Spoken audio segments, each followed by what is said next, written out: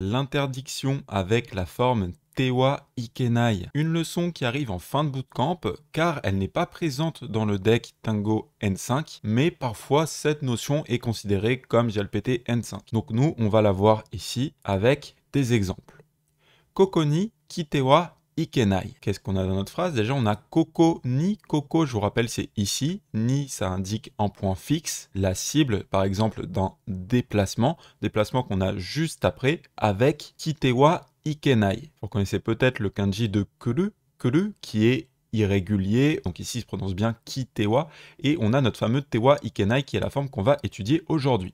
Alors le Kite, en fait, c'est la forme hanté de kuru. La forme qu'on appelle Tewa Ikenai, en fait, elle se base sur un verbe à la forme hanté, plus le wa, qui est la particule de thème, et Ikenai, sur lequel on va revenir. Donc on peut vraiment décomposer cette expression en trois parties. Et dans cette phrase, qu'est-ce que ça nous donne? Ça nous donne « il ne faut pas venir ici » ou « tu ne dois pas venir ici ». Alors pour la traduction, ça va beaucoup dépendre du contexte. Comme très souvent en japonais, on pourrait le voir soit comme une interdiction générale, soit comme une interdiction plus personnelle, sachant que là, je vous l'ai traduit par « tu ne dois pas venir ici », mais ça pourrait être « je ne dois pas venir ici »,« il ne doit pas venir ici »,« vous ne devez pas venir ici », etc. Bien évidemment, comme d'habitude en japonais. Cette expression « tewa ikenai » se compose donc d'un verbe à la forme hanté. Dans notre exemple, c'était « quitter », qui est le verbe « que le », venir, la particule de thème « wa », qui nous donne du coup kitewa, et l'expression ikenai. La particule de thème wa au milieu, c'est le seul élément qui ne va pas changer en fait de sa structure. Alors qu'est-ce que je veux dire par là?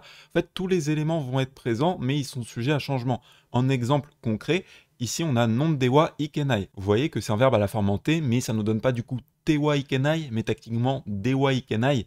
Mais c'est bel et bien la même forme. C'est juste que la forme en T peut prendre différentes formes selon le verbe. Ici, on a le verbe nomu, qui veut dire boire, ce qui nous donne donc non dewa ikenai, il ne faut pas boire. Ensuite, le dernier élément qui lui va beaucoup changer, c'est ikenai.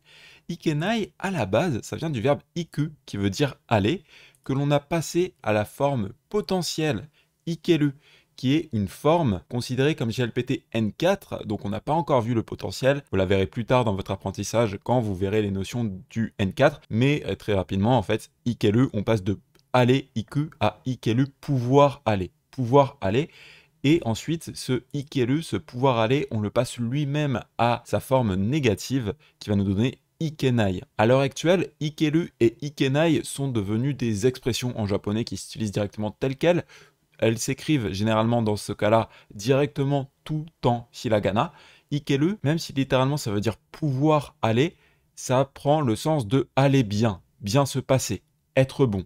Certains connaissent peut-être ikemen pour dire un beau gosse, et bien en fait ça vient de ceci à la base. Ikemen en fait c'est le ikeru, donc aller bien dans le sens ici être bon, et le men ça vient en fait de menze qui vient de l'anglais en fait men pour dire les hommes, et du coup ikemen, voilà littéralement c'est un homme qui va bien, un homme qui est bon, et ça veut dire un beau gosse. Et on a également la forme négative qui est ikenai, qui est du coup l'inverse, qui est ne pas aller bien, mal se passer. Et littéralement, c'est ne pas pouvoir aller. Ça, vous l'entendrez très souvent quand, par exemple, il y a un problème qui fait surface. Ah, ikenai, ah, ikenai.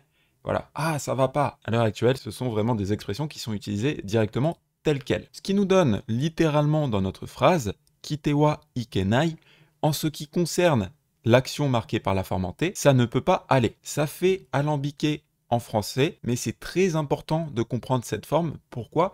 Parce que même si on enseigne ici la forme tewa ikenai, vous allez voir que ça, c'est une notion en concept qui est vitale parce qu'on peut changer les mots du moment qu'ils sont proches. Alors notamment le ikenai, on va voir, le ikenai, ça veut dire ne pas pouvoir aller.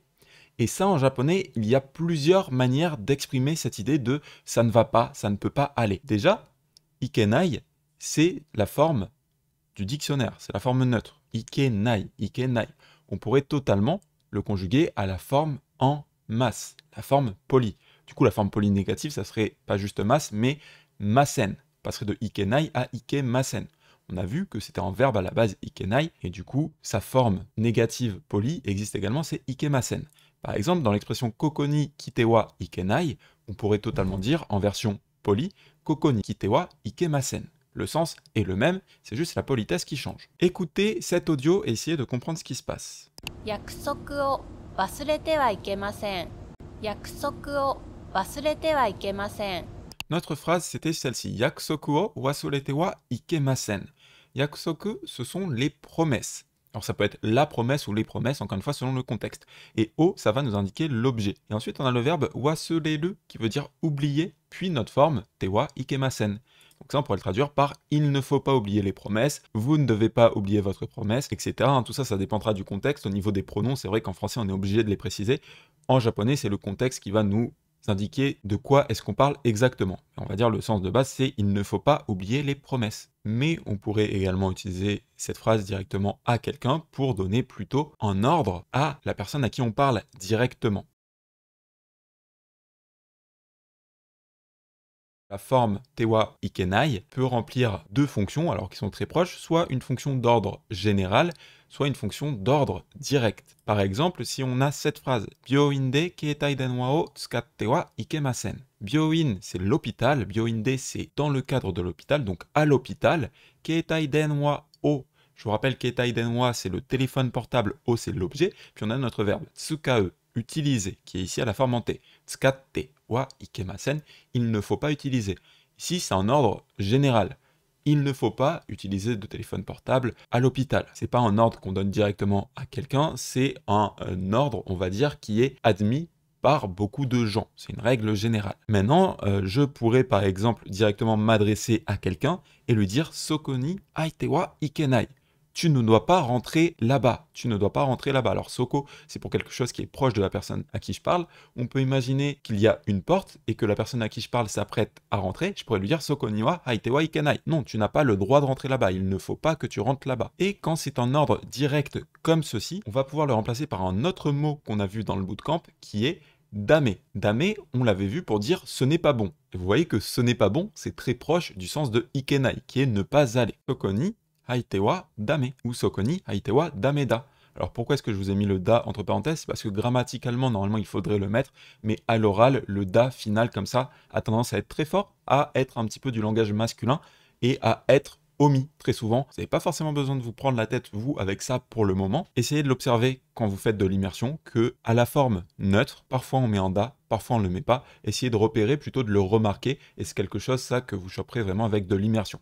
Voilà, on va dire que ici, le da, du coup, est optionnel. On pourrait également le dire à la forme polie, où là, du coup, on dirait Sokoni haite wa damedes. Alors pourquoi d'ailleurs on dit dameda ou damedes? C'est parce que dame est un nom. Voilà, ikenai, c'était en l'occurrence un verbe, c'était le verbe ikeru à la forme négative. Pour dame, on est en présence d'un nom, c'est pour ça que ça nous donne damedes ou dameda. Ce damedes, techniquement, c'est poli, vu qu'on a le des, mais c'est quand même pour donner un ordre direct. Un exemple où ça pourrait se voir, shibaraku osake o nonde wa damedes, un médecin qui dirait ça à un patient par exemple. Vous consultez, vous remarquez qu'il ne doit pas boire d'alcool, vous pouvez lui dire ceci. Alors attention, point de vigilance, l'interdiction directement adressée à l'interlocuteur a un sens assez fort et ne peut être utilisée que par des personnes ayant le pouvoir de l'imposer, comme un policier ou une autorité. Alors par exemple, un parent ou un enseignant à un enfant ou un élève, ou bien un médecin à son patient. Avec notre forme tewa ikenai, il y a un phénomène assez intéressant qui se passe, c'est la contraction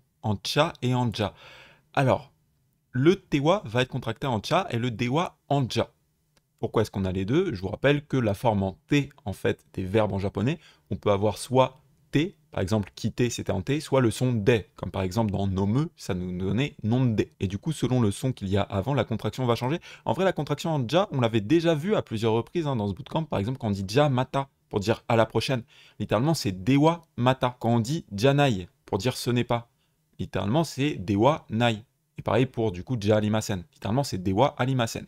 Donc ça, c'est une contraction qu'on a déjà vue, que l'on peut voir avec la forme dewa ikemasen et toutes ces variations, en fait. Donc par exemple, ici, on a l'exemple avec dame. Osakeo non dewa damedes nous donnerait osakeo non ja damedes. C'est une contraction, c'est oral. Ici, en l'occurrence, on est quand même poli, techniquement, parce qu'on a le des, mais c'est quand même un langage qui est beaucoup plus oral, beaucoup plus parlé. Et avec tewa, ça nous donnerait du coup cha. Kokoni kitewa ikenai. Kokoni kicha ikenai.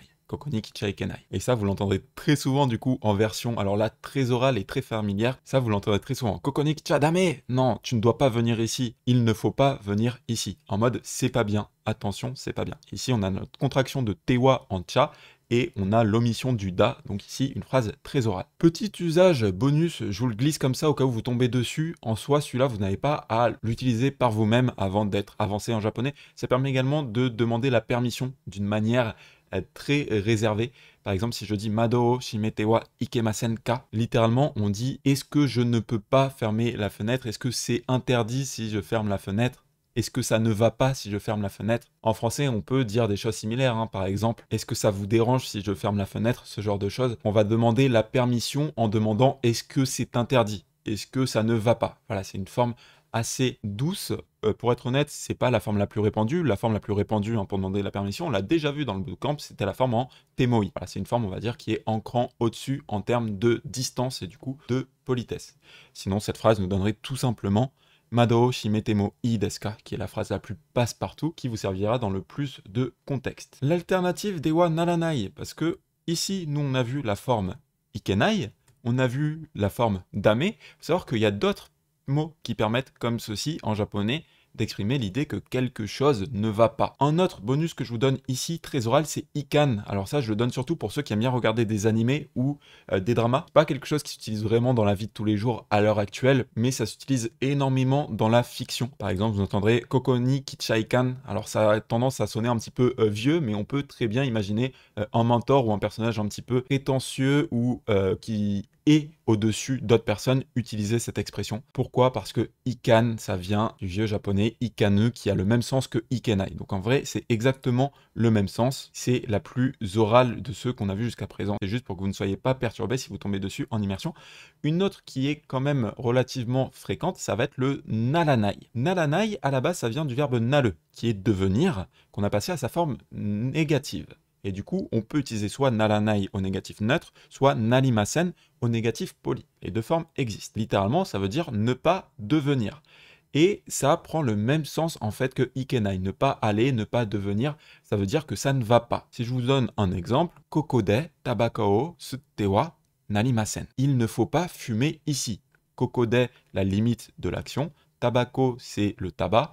O, ce, c'est fumer. Donc ici, la forme en T, ce T, et on a la place de ikenai, narimasen, naranai à la forme polie. Une expression très fréquente qui utilise cette construction, ça va être atte wa naranai.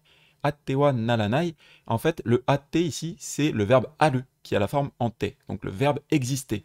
Et du coup, atte wa naranai, ça veut dire il ne faut pas que ça existe. Il ne faut pas que ça existe, ça nous permet d'exprimer l'idée de c'est inacceptable.